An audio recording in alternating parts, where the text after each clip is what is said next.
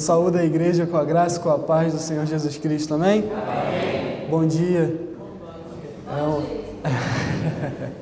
Bom dia, bom dia. É uma bênção estar aqui mais uma vez, meus irmãos. Uma felicidade estarmos aqui em união para podermos adorar, para podermos louvar o Senhor Jesus Cristo, para podermos meditar um pouco nas suas escrituras e ouvir a sua voz. E é por isso que eu peço os irmãos para abrirem no livro de 1 Samuel, primeiro livro do profeta Samuel, capítulo 3. Nós vamos fazer uma leitura dos versos 1 ao verso 10. 1 Samuel, capítulo 3, versos 1 a 10.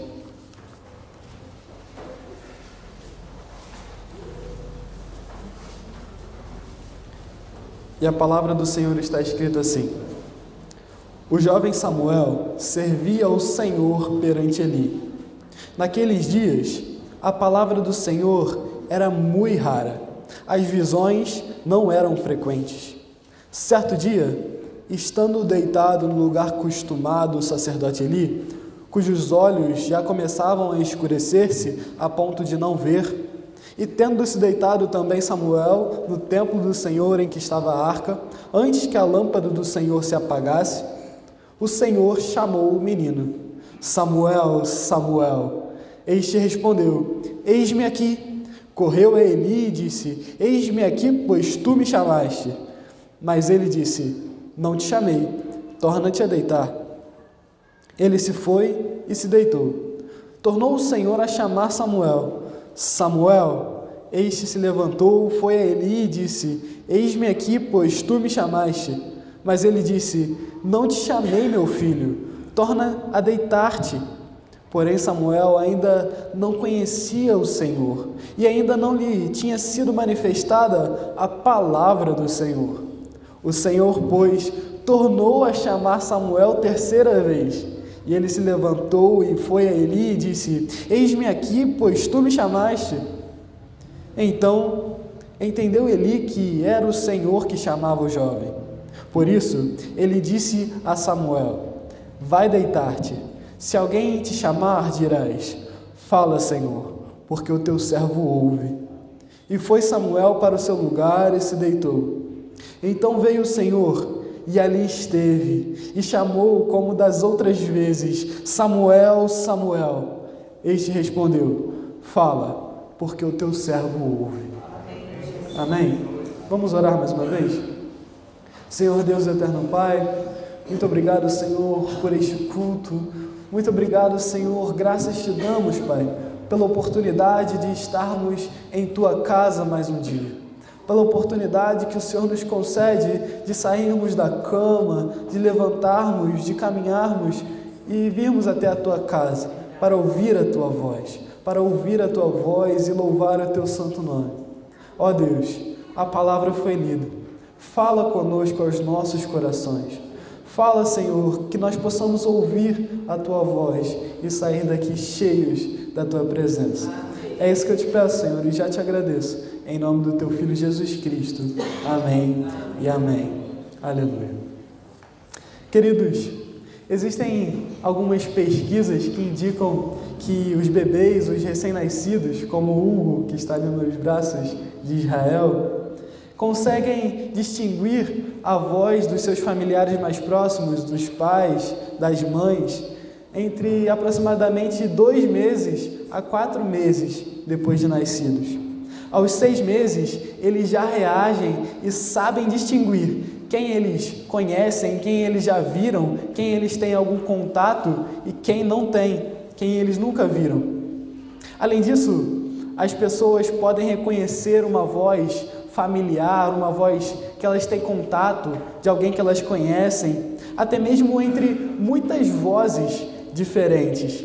O cérebro humano é capaz de reconhecer e focar, é capaz de reconhecer esta voz naquele no qual ele foca ou procura.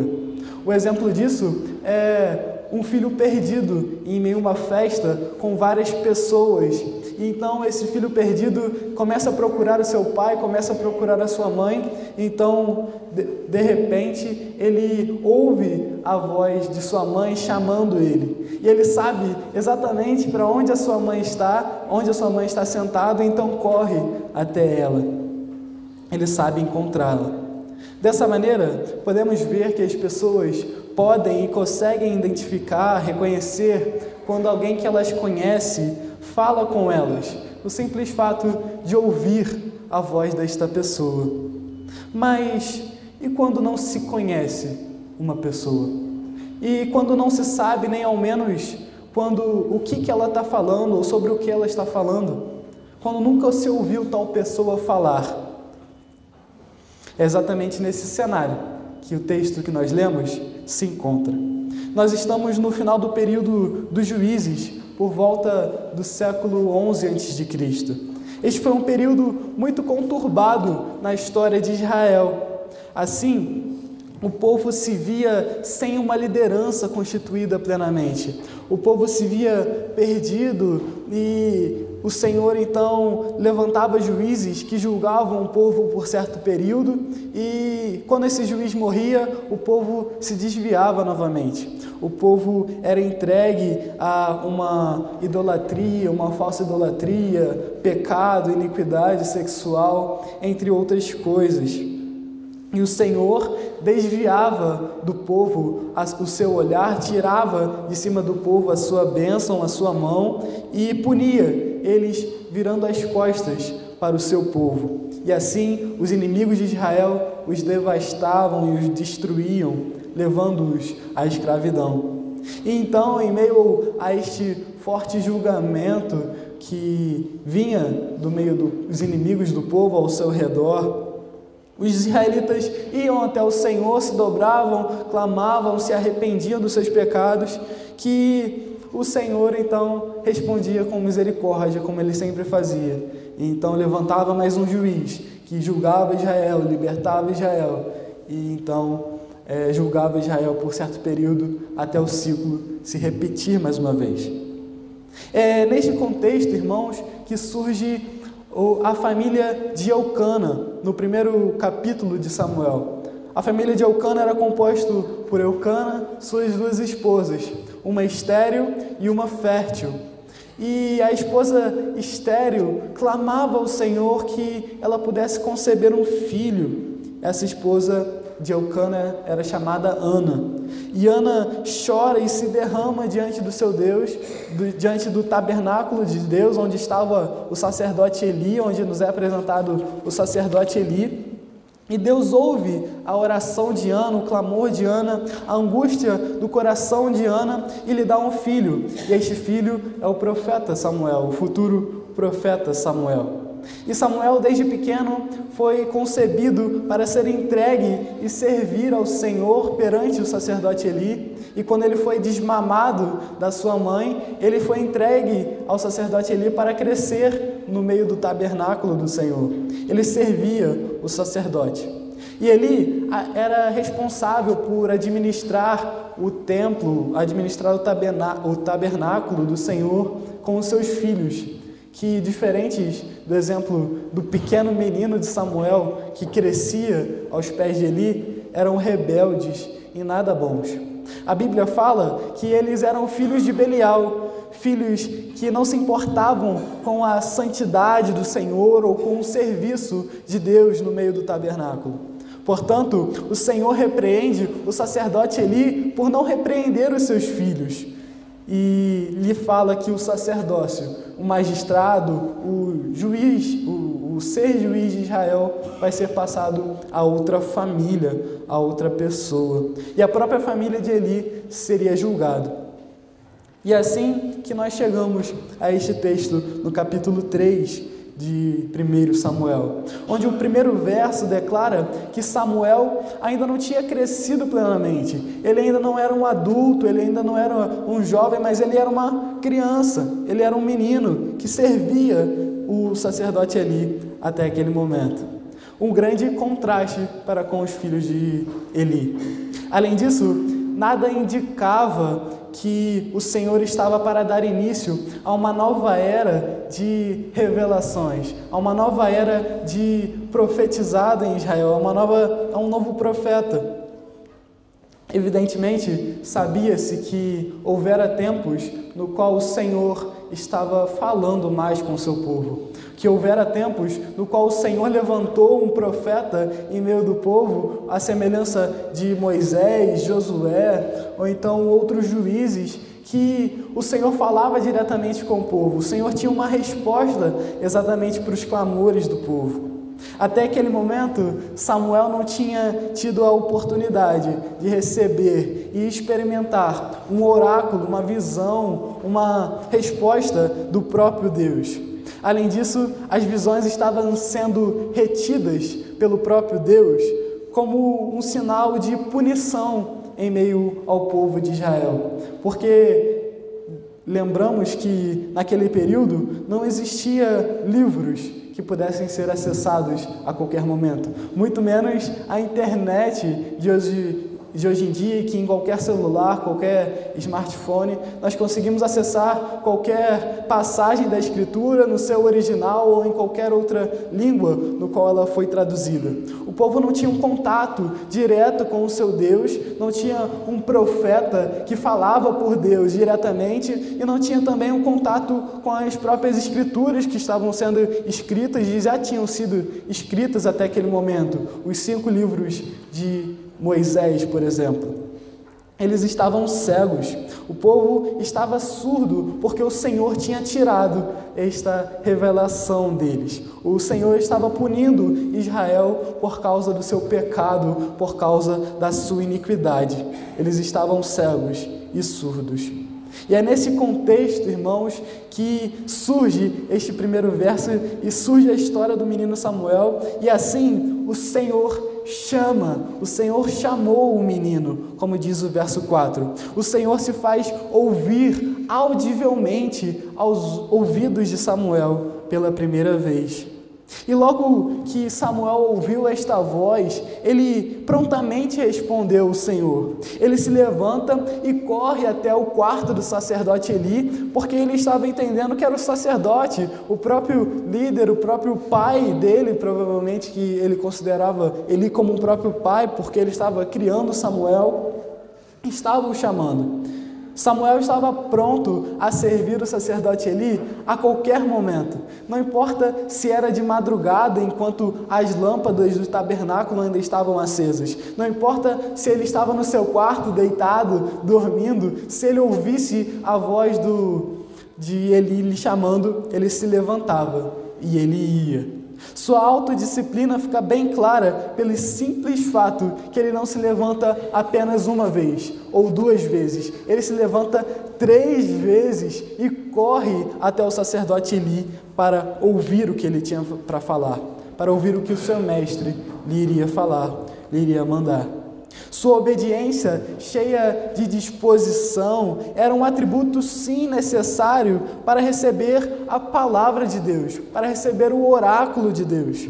Samuel ainda não conhecia o Senhor a quem ele servia. Ele não tivera uma experiência pessoal com o próprio Deus. Samuel nunca tinha ouvido a voz de Deus. Ele servia ao Senhor através do sacerdote Eli, mas ele mesmo não conhecia esse Deus a qual ele servia.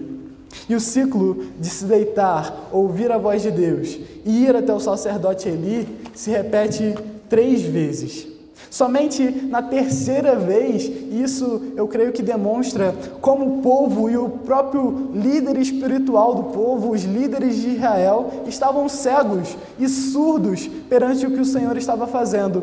O próprio Eli só percebe um sacerdote, um homem com experiência diante de Deus, só percebe que é o Senhor que chama o menino, não na 1ª, não na 2ª, mas quando Samuel vai a 3ª vez atrapalhar o seu sono e falar: o que o Senhor quer? Me fala. O sacerdote só percebe na 3ª vez que é o Senhor que está chamando o menino, que está chamando o jovem. Então, Eli lhe fala: olha, se você ouvir alguém te chamar mais uma vez, você não venha até o meu quarto, mas diga: fala, Senhor, porque o teu servo ouve, como diz o verso 9. E assim o menino Samuel fez. E desta vez o Senhor não apenas chama Samuel audivelmente, mas o versículo diz: então veio o Senhor e ali esteve, e chamou o menino como das outras vezes. E o verso 10 continua: veio o Senhor e ali esteve. Isso mostra que o Senhor se manifestou visivelmente a glória de Deus a Samuel. Samuel agora não recebe apenas um chamado audível, mas ele vê a glória de Deus manifestada, como Moisés viu, como Abraão viu algumas vezes. Dessa maneira, irmãos, eu quero pensar e refletir com vocês sobre a voz de Deus. E sobre isso, eu queria chamar a atenção para vocês para quando o Senhor está em silêncio. Este era um tempo em que Deus não estava falando com o seu povo com muita frequência. E por quê? Por quê?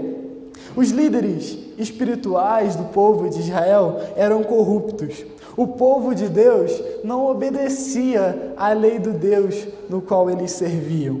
Então, por que Deus deveria revelar-lhes algo novo? Eles não tinham a revelação de Deus em suas mãos e não tinham fácil acesso a ela.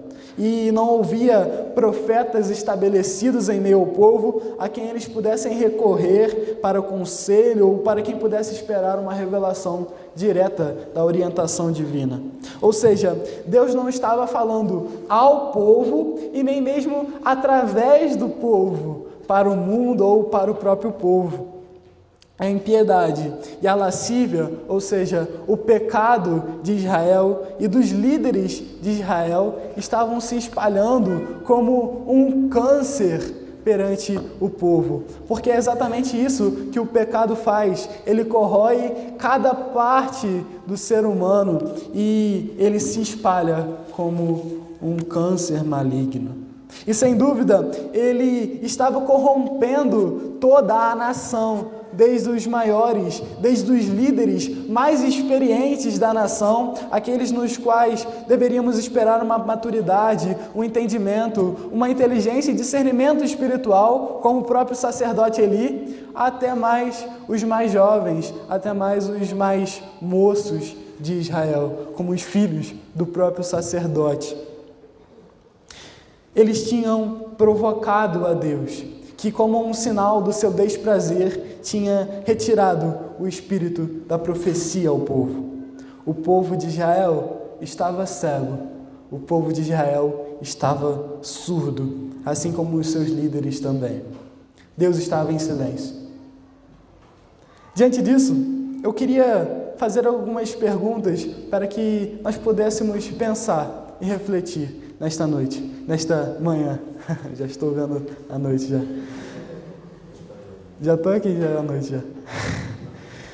Queria fazer algumas perguntas nessa manhã para que nós pudéssemos refletir, para que nós pudéssemos pensar e não ao menos assistir o culto, mas prestar um culto ao Senhor. Que você pudesse, meu irmão querido, você pudesse começar a refletir comigo, porque você não está assistindo o culto, mas você está prestando um culto ao seu Deus. Você não vem à igreja para assistir, mas para prestar um culto. Queria que você refletisse um pouco. Será que a igreja brasileira também não está cega? Será que Deus tem falado ao seu povo e através do seu povo ao mundo? Será que os nossos líderes também não estão cegos para o seu próprio pecado? Será que o povo de Deus, à semelhança do período dos juízes, nos quais eles pecavam, se arrependiam, pecavam, se arrependiam, pecavam, se arrependiam, não está se repetindo também em nosso meio? Será que nós não estamos cegos e surdos para o que vem ocorrendo em nosso meio, em nossas famílias, em nossa igreja, em nossos círculos de amizade?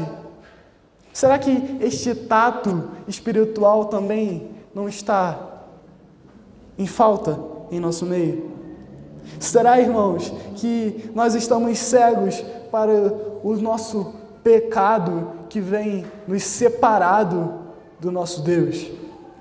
E aqui, irmãos, eu não estou falando do mundo, não. Assim como o texto também não está falando do próprio mundo.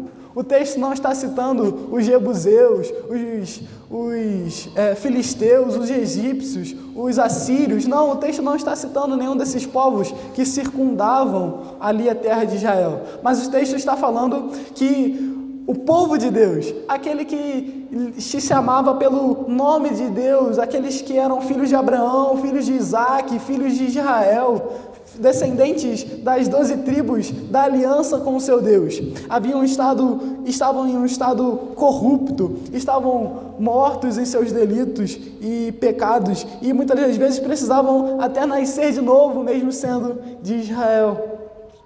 Estou falando aqui sobre o povo da aliança de Deus, do Deus vivo. Será que nós, os cristãos, estamos ouvindo a voz de Deus? Quantas vezes nós chegamos à igreja e saímos dela como se não importasse? Sabemos que as nossas atitudes estão erradas e mesmo assim continuamos a fazê-lo. Não estamos ouvindo a voz de Deus proclamada pela palavra. Agora, pois, arrependam-se e voltem-se para Deus, para que os seus pecados sejam apagados. Atos capítulo 3, verso 19, um discurso de Pedro, logo no início de Atos.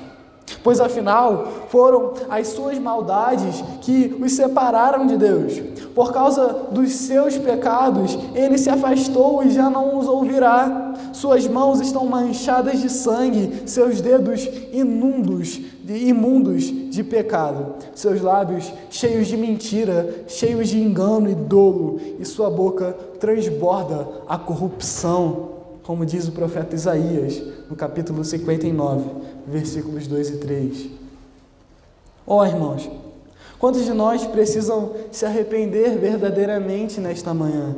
Quantos de nós temos falado de Cristo e da sua revelação e salvação, enquanto Deus não tem falado aos nossos corações? Às vezes parece que Ele está em silêncio, Arthur. Eu não o ouço mais. Eu não venho me quebrantado mais diante da palavra de Deus. A palavra de Deus não tem mais curado o meu coração. E para curar, querido irmão, primeiro ela fere, primeiro ela mata o nosso orgulho, ela mata e nos separa do nosso pecado, ela mata e separa a iniquidade que há em nós. Será que a palavra de Deus tem curado o nosso coração? Será que, irmãos, quando nós meditamos diante da palavra de Deus, nós temos sido quebrantados diante dela?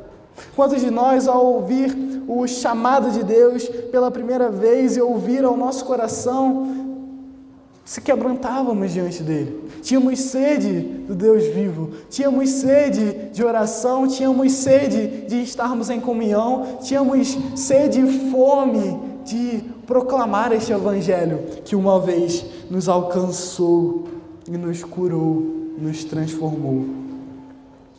Queridos, o Senhor Jesus está disponível a todo o coração que o busca, pois o profeta Jeremias diz: vocês me buscarão e me acharão quando me buscarem de todo o vosso coração. 29, versículo 13, profeta Jeremias, versículo 13, no capítulo 29. A Bíblia diz: perto está o Senhor de todos os que o invocam, de todos os que o invocam em verdade. Ele acode à vontade dos que o temem, atende-lhes o clamor e os salva. O Senhor guarda todos os que o amam, porém os ímpios serão exterminados, diz o Senhor dos Exércitos, em Salmo 145, versos 18 a 20. O Senhor está perto, Ele não está longe de nós. Ele ouve sim a nossa voz. E você verdadeiramente pode se arrepender, pode clamar e se derramar aos pés de Cristo, que Ele te ouvirá e falará ao seu coração. Ele está próximo de nós. Queridos, se nós temos falado de Deus, mas não ouvimos mais a Deus, Se proclamamos ao mundo com os lábios o nosso Senhor, mas não nos quebrantamos diante dos seus pés, no grande dia, Ele nos dirá: nunca vos conheci. Não adianta falarmos de Deus e sermos boca de Deus, como gostamos de dizer, se Deus não tem falado aos nossos corações, se Deus não tem quebrantado o nosso coração por causa do nosso pecado, se o Espírito Santo não me tem separado do pecado que me separa de Deus. Porque certa vez eu ouvi que esta palavra, só tem 2 caminhos para esta palavra aqui que nós lemos. Ou ela me separa do pecado, ou a palavra de Deus me separa do pecado, da iniquidade, me faz viver uma vida santa, justa e reta pela glória de Deus. Ou esta palavra me separa de Deus. Ou esta palavra me faz me afastar de Deus. Porque aquilo que o pecado deseja, Deus não deseja. Aquilo que o meu coração deseja muitas das vezes não é a vontade de Deus. O pecado, irmãos, cauteriza a ferida enquanto ela ainda está aberta, enquanto ela ainda jorra, enquanto ela ainda está fedendo.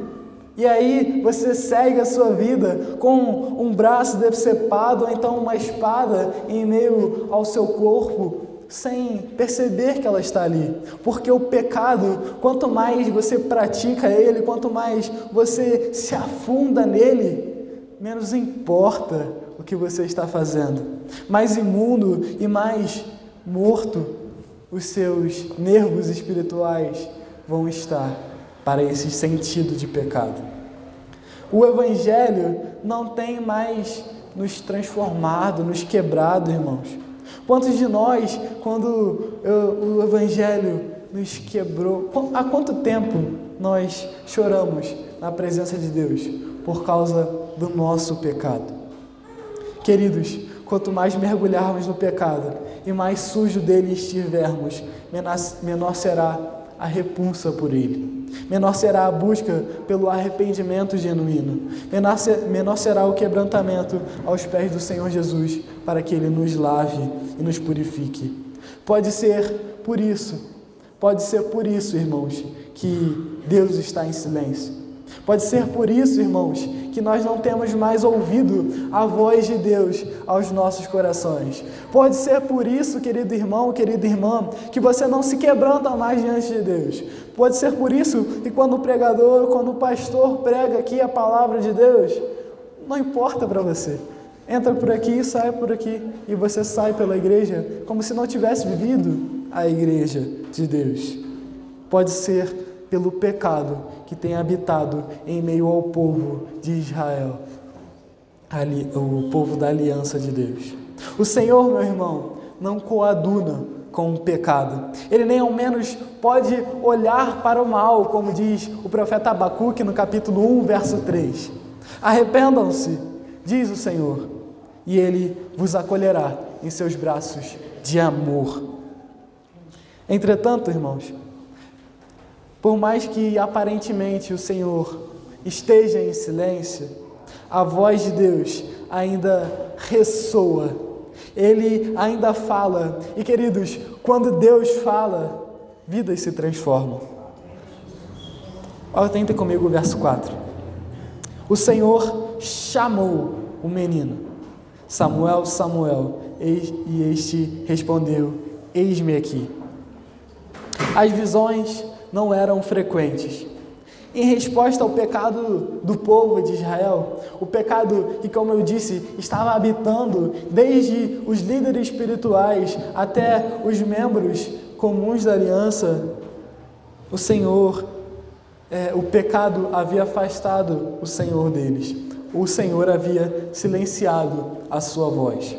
Contudo, o Senhor, o próprio Deus, muda isto. Ele diz: o Senhor chamou o menino. Algo interessante, meus irmãos, é que o primeiro passo não veio de Israel. O primeiro passo de se aproximar de Deus não veio de Eli, não veio dos líderes, não veio do povo, não veio do próprio menino Samuel, mas o primeiro passo veio do próprio Deus.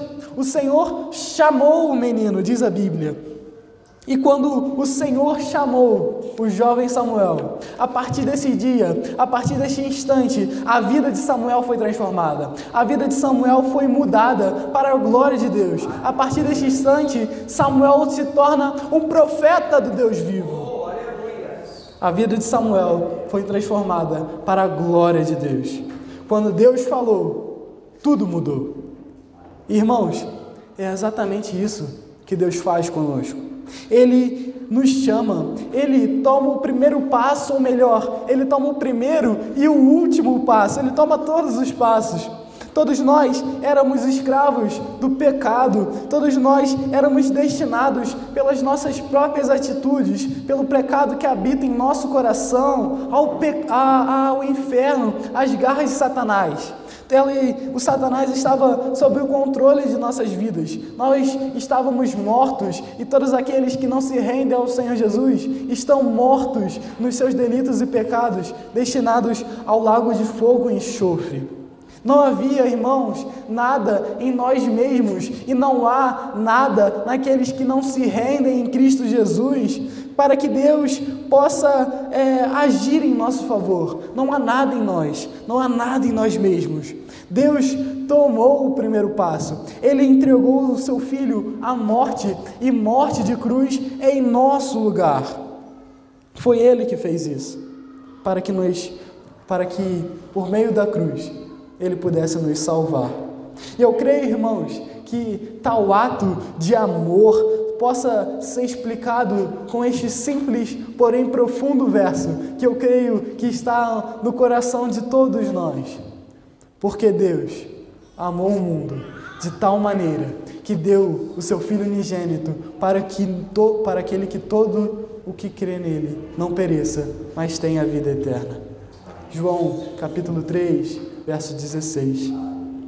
Ó, queridos, que maravilhoso verso todos nós temos em nosso coração. E muitas das vezes, não só nós, mas o mundo à nossa volta, com a cultura evangélica que tem se espalhado, mas sem Cristo, até mesmo eles têm este verso, um dos versos mais famosos de toda a Bíblia, em seu coração. É Deus que nos chama, assim como Samuel fez. E por que, Arthur, talvez o mundo tenha este verso em seu coração, mas não creia no Filho de Deus, não se renda à mensagem do próprio Deus? Porque Deus ainda não falou ao seu coração. Porque toda vez que um pregador prega a palavra, ou então uma pessoa lê esta palavra, se o seu próprio Deus não falar ao coração desta pessoa, esta pessoa não ouve, esta pessoa não entende o que o Evangelho diz. E toda vez que este Evangelho é proclamado, o Senhor fala, Deus ainda fala. Toda vez que um pregador prega a palavra de Deus, um homem, uma mulher prega a palavra de Deus e a proclama com fidelidade, com entendimento, entendendo o que o próprio texto diz e a proclama ao mundo, o próprio Deus fala através da boca do pregador. O próprio Deus se comunica através do seu servo humano. O próprio Deus fala. E é óbvio que, como eu disse, se o Espírito não nos capacitar a entendermos a palavra de Deus, a podermos sermos transformados por ela, se o próprio Espírito não transformar o nosso coração, nós nunca ouviremos a voz de Deus. Nós ainda estaremos cegos, surdos e mortos e não poderemos ouvir. Quando o pregador prega a palavra, tanto faz. Mas quando Deus prega a palavra no coração do povo de Israel, o povo muda, o povo é transformado, vidas se transformam e se rendem ao Senhor Jesus.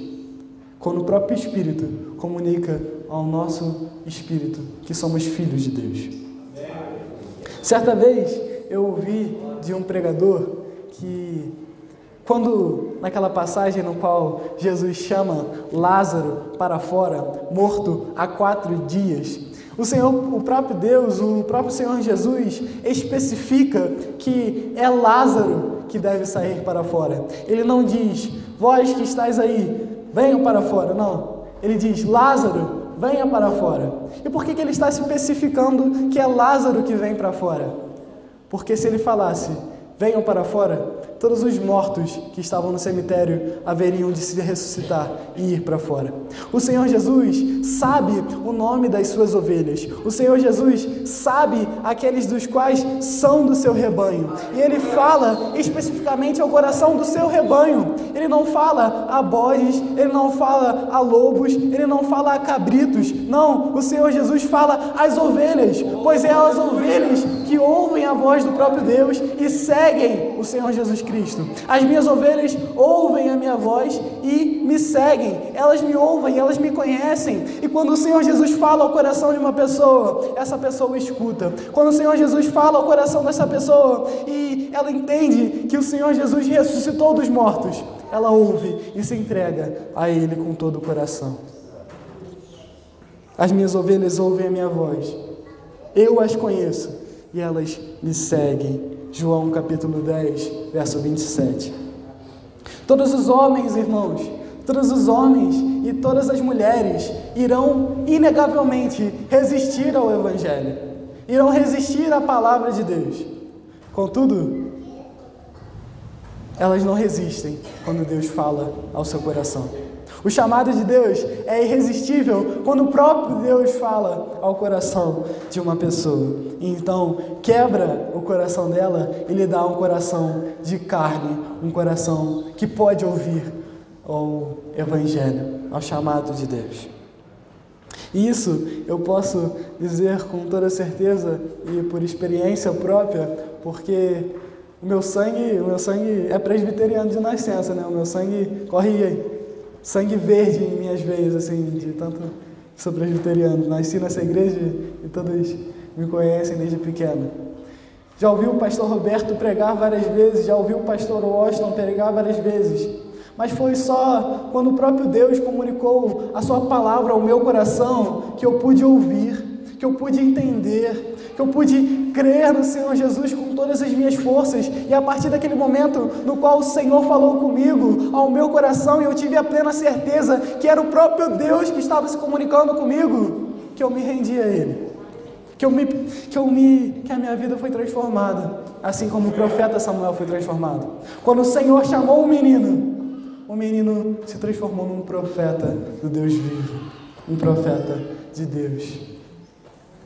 Queridos, Deus não está em silêncio. Deus não está em silêncio, mas Ele fala com você nesta manhã. O seu Evangelho está sim sendo proclamado nesta manhã. A salvação de Cristo está sendo espalhada a todos os ventos. E você, meu irmão, é chamado ao arrependimento e à crença no Senhor Jesus Cristo, que pode sim lhe lavar de todos os vossos pecados, que pode sim de juntar e reconciliar com o seu Deus. Não importa qual pecado você tenha praticado, o sangue de Jesus é mais poderoso para lhe lavar, para lhe purificar, para lhe restaurar a presença de Deus.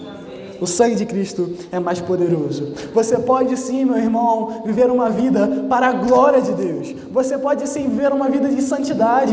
Você pode sim vencer o pecado, porque não é você que vence o pecado. É o Senhor Jesus que já venceu o pecado na cruz de Cristo. É o Senhor Jesus que já pagou o preço pelo seu pecado e já lhe resgatou, já comprou você e lhe conhece antes mesmo de você nascer, antes mesmo do querido Hugo estar em nossas mãos.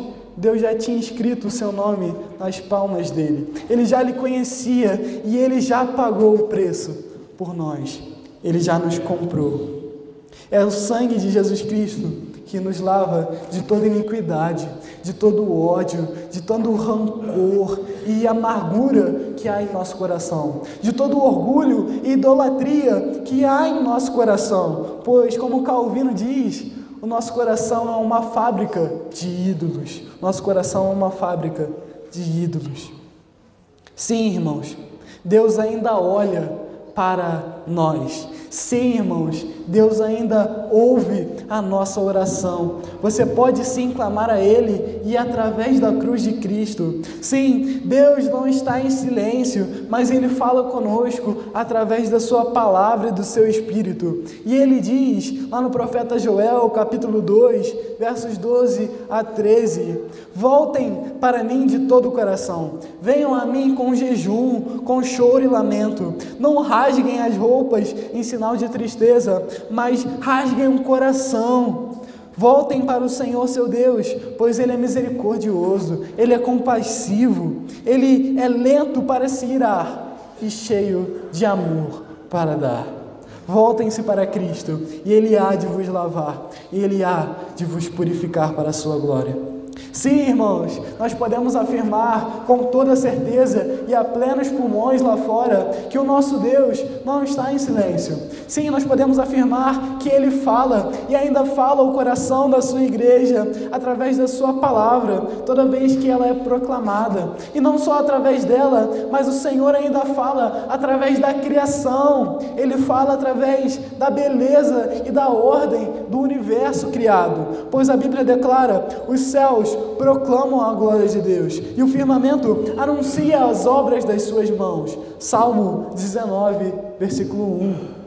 Ninguém, em nenhum lugar, em nenhuma época ou tempo, pode dizer que Deus não existe, que a existência de um Criador todo onipotente e todo poderoso é impossível. Os ateus, a desculpa que os ateus, que os agnósticos, aqueles que afirmam que a existência de Deus é mesmo algo impossível de se saber, pois eu não tenho evidências para demonstrar se Deus existe ou se Deus não existe, então eu prefiro parar e ficar na minha mesma. A desculpa que os ateus e os agnósticos querem dizer para o próprio Deus é que Ele não existe. Eu não sabia da sua existência, Deus, pois se eu soubesse da sua existência, então eu teria me derramado até o Senhor, eu teria me jogado aos seus pés, teria crido em você. Mas é que você não me deu evidências da sua existência. Essa desculpa, meus irmãos, não pode ser usada diante de Deus.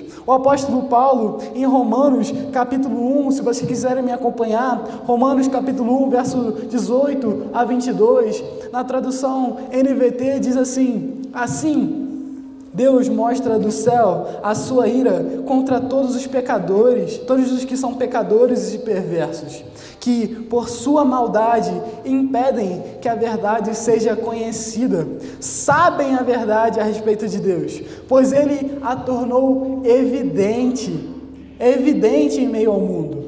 Por meio de tudo que Ele fez, desde a criação do mundo, podem perceber claramente seus atributos invisíveis, seu eterno poder e sua natureza divina. Portanto, não tem desculpa alguma. Sim, eles conheciam algo sobre Deus, mas não o adoraram nem lhe agradeceram. Em vez disso, começaram a inventar ideias tolas, e com isso sua mente ficou obscurecida e confusa. Dizendo-se sábios, tornaram-se tolos diante de Deus. Quando um ateu ou um agnóstico afirma que a existência de Deus é impossível, ou que não é mesmo possível comprová-lo ou dizer que Ele não existe, a Bíblia declara que essa desculpa é impossível de ser feita, pois Deus tornou evidente a todos os homens, em meio às obras das suas mãos, que Ele existe, que existe um Deus Todo-Poderoso, que existe um Deus que fez os céus, que fez a terra, que fez a vida em meio ao universo. Mas, queridos, as obras da natureza, as obras da criação de Deus, o sol, a lua, as estrelas, o mar e a beleza daquele entardecer diante de nós, são evidentes para nos deixar estupefados, é evidente para nos deixar de boca aberta diante dessa obra da criação. É evidentes para demonstrar que existem um Deus todo-criador. Mas a criação e a natureza não podem me dizer que este Deus se revelou na pessoa de Jesus Cristo. A criação e a obra da natureza não é completa ao ponto de me dizer que este Deus se reconciliou comigo através da pessoa de Jesus Cristo, através da sua ressurreição dos mortos.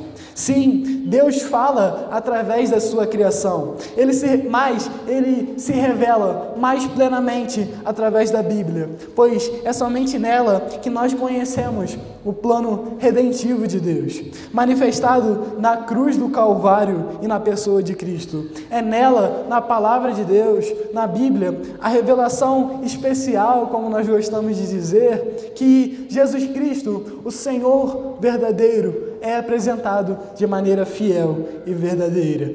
É na Bíblia que nos deparamos com a ressurreição de Cristo, onde ganhamos o Evangelho da nossa salvação. E assim, irmãos, podemos afirmar que a voz de Deus ainda ressoa. E quando Deus fala, vidas se transformam. Diante disso, assim como Deus falou com Samuel, Ele ainda fala conosco. Deus pode sim estar em silêncio aos nossos ouvidos por causa do pecado que tem habitado em nosso meio, do pecado que nós temos carregado em nossos corações. Mas, queridos,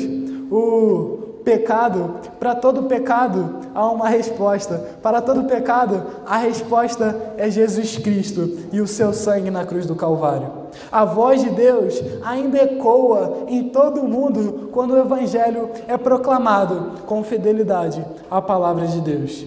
Deus ainda faz ressoar a sua voz ao coração dos pecadores. Ele ainda está próximo de todo aquele que se arrepende verdadeiramente dos seus pecados e confessa Jesus Cristo como seu Salvador.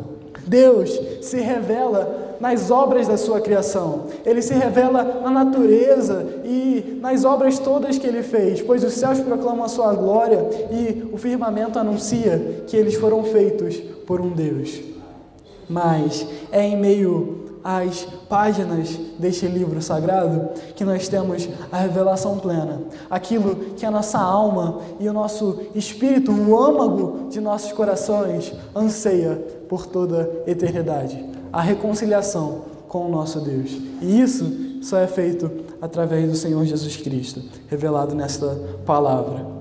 Logo, assim como as pessoas podem reconhecer a voz daqueles em que eles conhecem, mesmo em meio a uma multidão, ou como bebês reconhecem a voz de suas mães, de seus pais, aos 4, aos 6 meses, assim como uma criança reconhece a voz da sua mãe em meio a uma festa.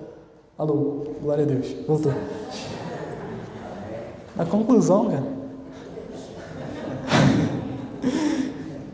Assim como esta criança, Deus ainda fala conosco.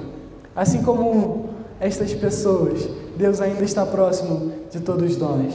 Assim, Ele nos chama a crer nele e no seu Filho Jesus Cristo. Este é o dia, meu irmão. Que Deus nos abençoe. Amém. Vamos orar?